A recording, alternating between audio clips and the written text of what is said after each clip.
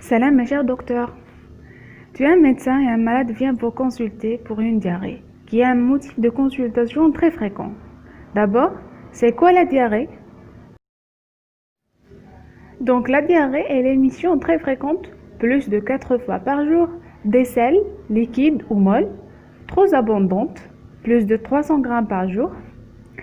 Elle peut être chronique ou aiguë durant moins d'un mois. Et pour plusieurs étiologies, la plus fréquente est les diarrhées infectieuses qui sera le sujet de notre cours d'aujourd'hui.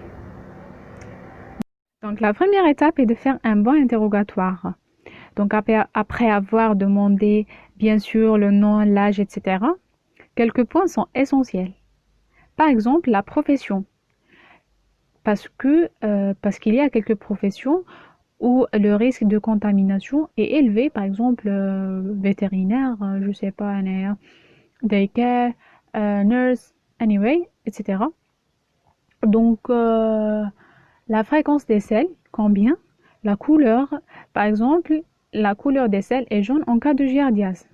L'odeur, la présence du sang, de pus, de glaire ou non, qui reflète le mécanisme qu'on va parler après. La notion de comptage, c'est-à-dire est-ce qu'il y a des cas similaires à l'entourage. Son hygiène, l'alimentation en crainte de toxi-infection alimentaire, la notion de voyage récent, surtout dans les régions d'endémie, la notion d'antibiothérapie récente, parce que les antibiotiques perturbent la flore commensale et ça surtout en cas de clostridium difficile. La notion d'immunodépression, VIH, cancer, chimiothérapie, une maladie inflammatoire chronique intestinale, par exemple Crohn. La notion des animaux domestiques en crainte de maladies zoonotiques. Zoonotique veut dire une maladie transmissible de l'animal à l'homme, ok? Donc par exemple la tortue qui porte le salmonelle, les chiens, je sais pas, le poisson, etc. Et l'historique sexuel pour les bactéries sexuellement transmissibles comme les salmonelles, surtout chez les homosexuels. Bon, pour cette information, c'est pas mentionné dans notre cours et je sais pas si on pose cette question à l'interrogatoire en Algérie, mais j'ai trouvé cette information dans quelques sources, donc j'ai dû la mentionner quand même. Ok? Donc on a fini notre interrogatoire. Avant de passer à l'examen clinique, il faut savoir quelques bases. Les agents pathogènes agissent sur le tractus intestinal par 3 mécanismes. Le mécanisme sécrétoire qui va donner le syndrome cholériforme, le mécanisme invasif qui va donner le syndrome dysentérique et le mécanisme mixte entéro-invasif et toxinogène qui va donner le syndrome gastro-entéritique aigu. Pour le mécanisme sécrétoire, l'agent pathogène va sécréter une toxine qui va stimuler l'adénocyclase membranaire et par conséquent l'activation des pompes à ions, donc la sortie des électrolytes et puis de l'eau parce que l'eau ne pas les électrolytes.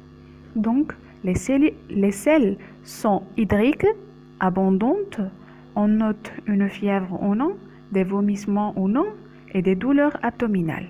Bien sûr, la muqueuse intestinale reste saine.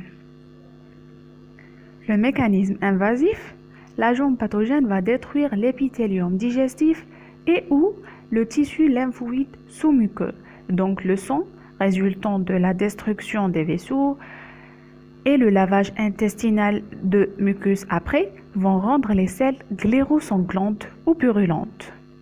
Cette infection va donner une fièvre, des douleurs abdominales abondantes et épreintétanisme. Le mécanisme mixte, envahissement de l'entérocyte sans la détruire. Et multiplication dans la sous-muqueuse et on note des symptômes mixtes des 2 mécanismes sécrétoires et invasifs. Fièvre, vomissement, douleur et des diarrhées banales.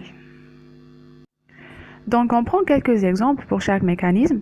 Pour le mécanisme sécrétoire, on a les Giardias cryptosporidium et les Isospora belli comme parasites, les rotavirus et les norovirus, et comme bactéries le Clostridium perfringens, les Escherichia coli entérotoxinogènes, Staphylocoque doré et le choléra qu'on va discuter un peu parce que c'est très important et très fréquent.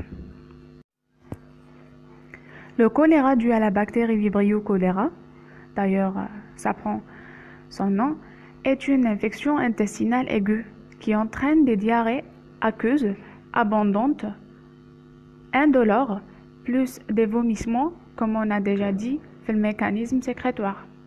Elle est asymptomatique chez la plupart des sujets qui sont des porteurs sains, malgré la présence de la bactérie dans leur selle, dans la première à la deuxième semaine, et bénigne dans 90% des cas, mais peut être grave par la déshydratation. Le réservoir est l'homme, la bactérie présente dans les selles des porteurs sains, les convalescents et les cadavres, à transmission directe par l'eau contaminée et indirecte personne à personne. Pour la clinique de la forme grave typique qui représente 10% des cas, l'incubation est très courte, de quelques heures à quelques jours, maximum 5 jours. Début est brutal, plus une asthénie et des douleurs. La diarrhée est fécale, premièrement, puis devient afécale, trop abondante, de 5 à 17 par jour, constante et très contagieuse. La phase d'état, la diarrhée prend l'aspect eau de riz qui est très spécifique et très typique, une déshydratation profonde à cause des pertes massives d'eau qui peut aller jusqu'au collapsus cardiovasculaire. Donc, on n'a pas fini avec le choléra, mais les examens, le diagnostic, etc., on va les déduire après. Donc, pour le deuxième mécanisme, on a comme exemple les bactéries, la salmonella, les Escherichia coli entéro-invasifs et entéro-hémorragiques, le Clostridium difficile, les Yersinia, Shigella, Campylobacter et Klebsiella. Klebsiella oxytoca. Donc, je ne sais pas s'il faut retenir ces bactéries, mais j'ai groupé ces lettres dans un mot, c'est Kiz, qui se prononce comme le numéro 8 en turc, mais ça s'écrit pas comme pareil. Donc, le cytomégalovirus comme virus, et enfin l'amibiase Entamoeba histolytica comme parasite, et qu'on va discuter un peu, parce que c'est très important aussi. Donc l'amibiase est une parasitose humaine, le réservoir est l'homme, lié au péril fécal, qui est le mode de transmission direct par contact avec le malade ou indirect par les os souillés par les selles. C'est une parasitose fréquente dans les pays sous-développés, due au parasite Entamoeba histolytica qui rentre dans le tube digestif sous la forme kystique et qui se transforme en Entamoeba histolytica minuta, donnant une infection asymptomatique. Puis se transforme en Entamoeba histolytica responsable de la maladie, amibiase colique, et le processus invasif qu'on a déjà décrit.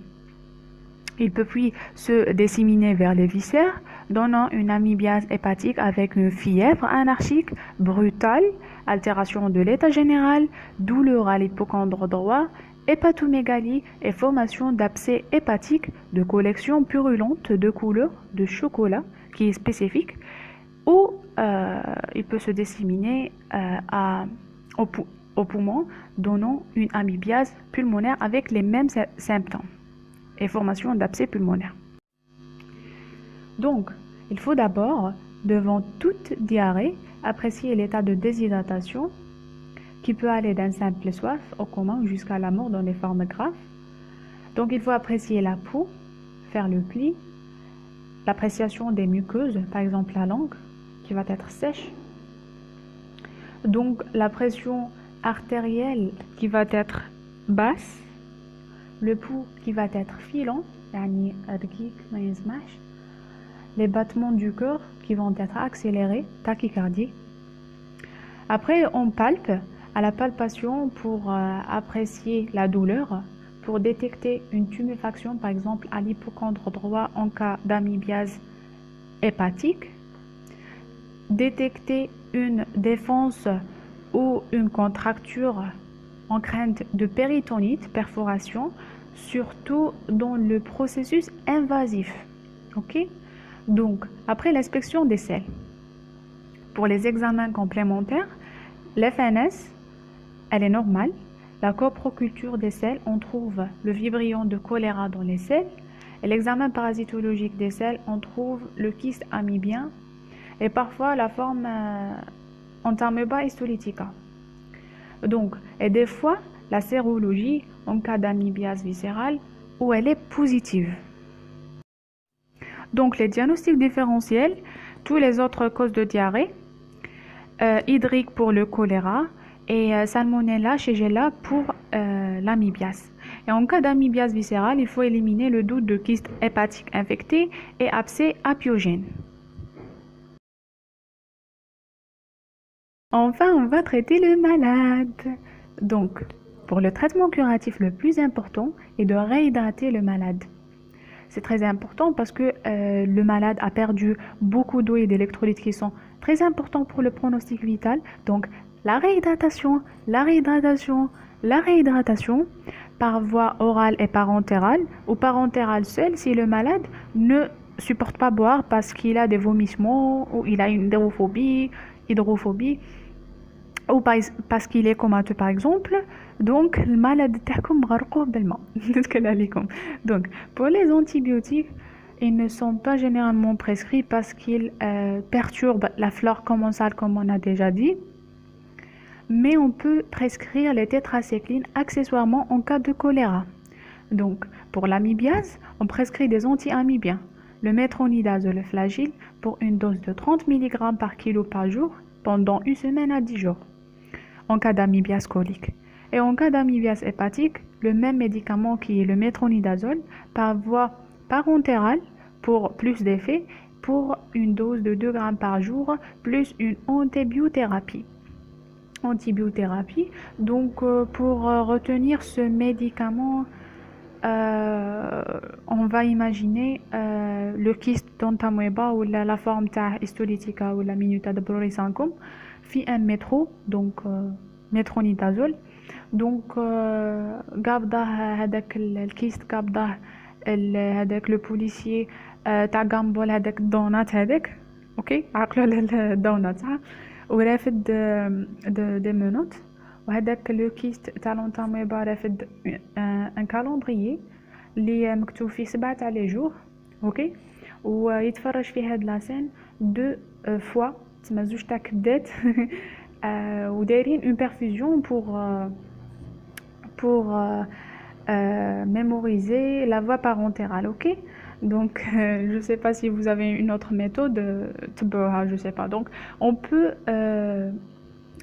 peut drainer l'abcès pour l'abcès hépatique ou pulmonaire chirurgicalement si l'évolution n'est pas favorable, ok? Ok. Donc, pour la prévention, la déclaration de la maladie est obligatoire. Il faut avoir une bonne hygiène. Il faut laver les mains, etc. Donc, il faut filtrer les sources d'eau, ok, parce qu'ils sont une source de contamination très primordiale. Donc, et voilà, chers médecins, vous avez bien entretenu ce malade. Félicitations et merci. Merci d'avoir regardé cette vidéo. À bientôt, Inch'Allah, d'autres tutoriels. Salam.